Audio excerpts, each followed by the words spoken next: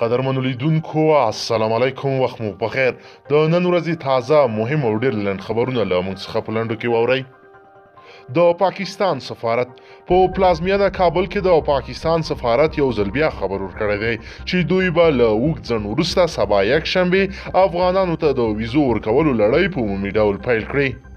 پوځي تمرینونه د نړۍ دوه ستر قدرتونه چین، روسیه او ایران د خپل نظامی قوت ښکاره کولو لپاره د جمعې له ورځې د عمان په خلیج کې 4 ورځني ګډ سمندري پوځي تمرینونه پیل کوي.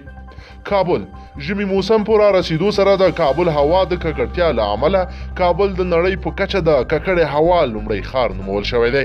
د ډبرو سکرو، نفتو، غازو او نورو سونتوکو څخه د ګرمولو لپاره ګټ نه اخیستل، د خښتو بټیو او کیمیاوي فابریکو فعالیتونه، د جنراتورونو لوګي، د موټرونو لوګي او تګ راتګ هغه څه دي چې له امله د کابل هوا ورځې تر بلې ډیره خرابیږي. پکتیکا امنیتي مسؤلین وایي چې په خوشامند ولسوالۍ کې د عملیاتو پر مهال 8 ټنه چرس سوځولې او 250 کیلوګرامه یې له ځان سره راوړي دي. لغمان راپورونه وایي چې نن ماسپښین مهال 3 بجې د کابل جلال آباد پر لویه لاره د لغمان ولایت په قرغیو ولسوالۍ کې د 2 مرسیډیزو ډوله موټرو ترمنځ د ټکر له امله ترافیکي پیښه رامنځته شوې چې په ترڅ کې ګڼو کسانو ته مرګ ژوبله اوښتې ده.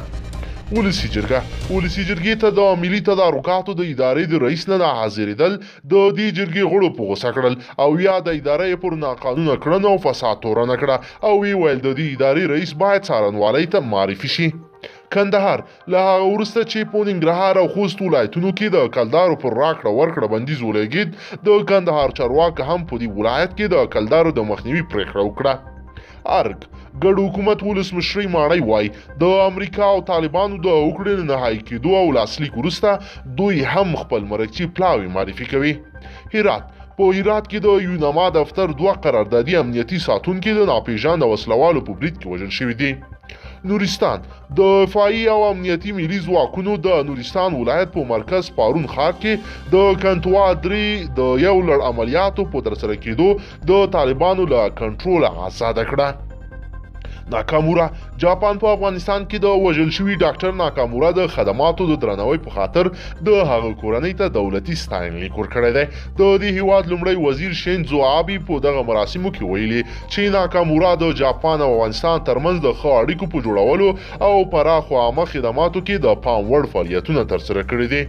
کندوز د راپورونو له مخې تیرو څو ورځو راهیسې ګډو ځواکونو په یاده سیمه کې د ملکي وګړو په کورونو عملیات پیل کړي چې د هوایي بریدونو او د توپونو په وارونو کې د ښځو او ماشومانو په ګډون 14 تنه ملکي وګړو ته مرګ ژوبله اوښتې ده.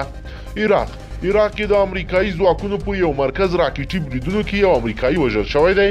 امریکا تر دې مخکې د دغه ډول حملو پړه د عراق پر ایراني پلوه شیملي شو اچولې وه. ولسي جرګه د کابل پروان پر لاره د وروستیو وژنو په اړه امنیتي مسؤلان استجوابوي او له حکومت غواړي چې په بادغیس کې پر یوې 10 کلنې نجلۍ د جنسي تیري قضیه په جدي ډول تعقیب کړي. امریکا هغه امریکایي عسکرو کورنۍ چې بچیان په افغانستان کې وژل شوي یا ټپي شوي دي د امریکا په پلازمینه واشنگټن کې د امریکا د پوځ سره د امنیتي قراردادي کمپنیو پر خلاف محکمې ته تللي چې د کال 2006 څخه تر کال 2014 پورې په افغانستان کې امریکایي پروژې پر مخ وړي دي. پکتیکا په مرکز خرنه او ورګون ولسوالۍ کې له سلګونو بېوزلو کورنیو سره د خوراکي توکو مرستې وشوې. په پکتیکا کې د AOAD موسسې استازی نیک محمد مجاهد په دې اړه داسې وویل چې په مرکز خرنه او ورګون ولسوالۍ کې له 1400 بېځای شوي کورنیو سره د خوراکي توکو مرستې وشوې. ترکیه هیواد په لومړي ځل برقي موټر جوړ کړ چې په یو ځل چارج کولو 1500 کیلومتره لار وهي. د ترکیه ولسمشر رجب طیب اردوغان لومړي اخیستونکی و چې دا موټر یې واخیست او په خپله یې چلاوه. هلمند کې د ملي پوځ ځواکونو پر پوستو د طالب جنګیالیو په یو برید کې د ملي پوځ 10 سرتیري وژل شوي او 4 نور ټپیان شوي دي. د پاکستان پیپلز ګوند مشر بلاول بوټو زردادي ویلي دي چې د عمران خان په مشرۍ اوسنی حکومت د ملک د ولس لپاره عذاب جوړ شوی دی.